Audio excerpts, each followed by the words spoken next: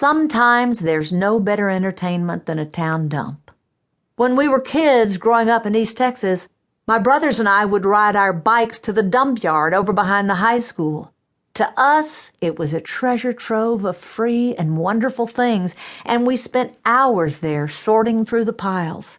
At the entrance, people would drop off the better stuff, things that weren't really trash, just used items that families had outgrown. That part was more flea market than landfill. Sometimes we would find old but perfectly good toasters, links of rope, used games, old toys, or boxes of paperback books.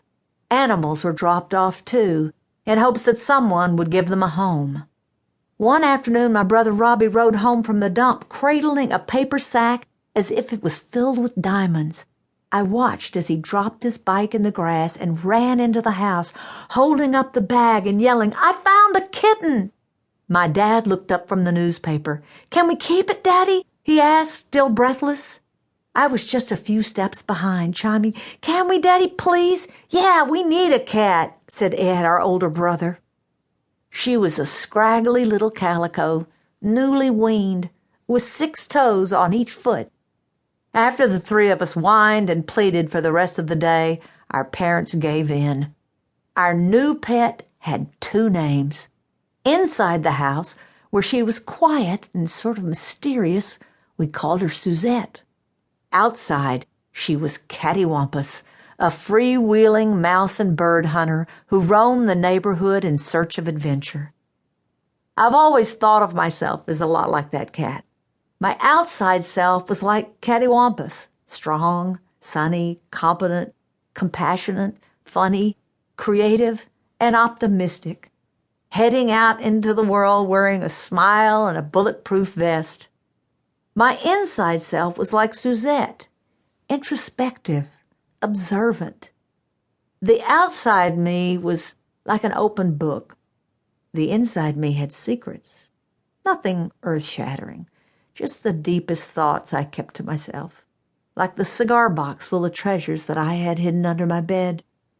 Anyone else who opened that box would have only seen a collection of ordinary objects, old cat's-eye marbles, a tiny Coke bottle, a Jew's harp, school photos of my little boyfriends with their awkward signatures scrawled across their faces. But to me, each object held a special significance. They were my most precious things, talismans only I understood.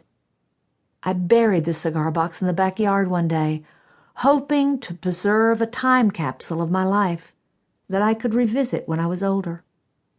I marked out the steps and drew a map of where I had dug the hole. A few years later, I decided it was time to unearth the time capsule and remind myself of the past.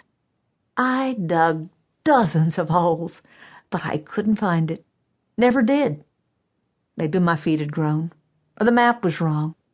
No matter, I still carry that box around with me in my head, while I collect new treasures along the way. I keep them safe in a part of me that no one ever sees, a storeroom where I sort and process the events of a long and interesting life. My mother's lilting voice is there, speaking words of wisdom. So are my father's strong, capable hands that could play a banjo or build a house. My brother's trusting smile, the laughter of my children. This safe and quiet place, Suzette's world, fuels my work as an actor and filmmaker. I know it's always there within reach, inexhaustible as memory. On Christmas Day in 1949, my mother got a silver soup ladle and me. I had green eyes and red hair and completely ruined the holiday for my brothers. Ed was 6 and Robbie was only 16 months old when I came along. The night before, my mother had been hanging decorations on the Christmas tree when she went into labor.